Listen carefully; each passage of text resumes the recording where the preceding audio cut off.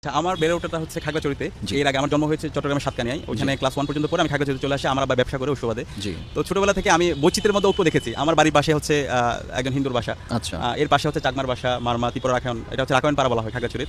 ওই পাশে আমরা ওইখানে থাকি। তো ছোটবেলা থেকে আমি আমার এই চাকমা বন্ধুর সাথে, মারমা বন্ধুর সাথে একসাথে সকালে ফুটবল খেলেছি। এরপরে হচ্ছে স্কুলে আমি মাদ্রাসায় গিয়েছি। এরপর আবার সন্ধ্যায় আবার একসাথে আমরা ক্রিকেট খেলেছি। একই সাথে ঈদের সময় আমার বাড়িতে এসেছে।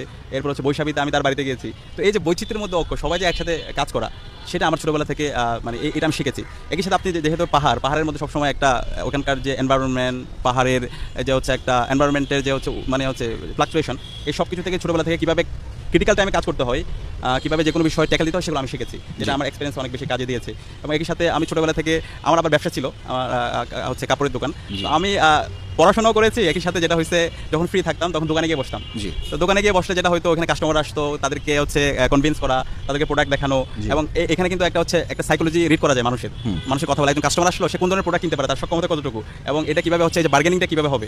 তো এই এক্সপিরিয়েন্সটা আমার খুব আর কি, আমি যেভাবে পড়াশোনা করেছি, একই সাথে হচ্ছে এই যে হচ্ছে ব্যবসায়িক কাজের সাথে এঙ্গেজ থাকার কারণে মানুষের সাইকোলজি রিড করতে পারি। সে কি বলতে চায়, একজন কাস্টমার আসলে তার মাথার মধ্যে কি আছে, অথবা একজন মানুষ আসলে আমি বুঝতে পারি, দেখলে বুঝতে পারি তার মাথায় কি চিন্তা, তার ইমপ্রেশনটা কেমন, এবং তাকে কিভাবে কনভিন্স করতে হয়, সেই কনভিন্সের কোয়ালিটিটা আমার আছে।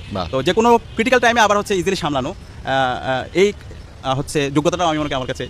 আমি আপনার জন্য একটা ক্রিটিক্যাল টাইম এখন একটু দিতে পারি। আমি মানে আপনার বক্তব্য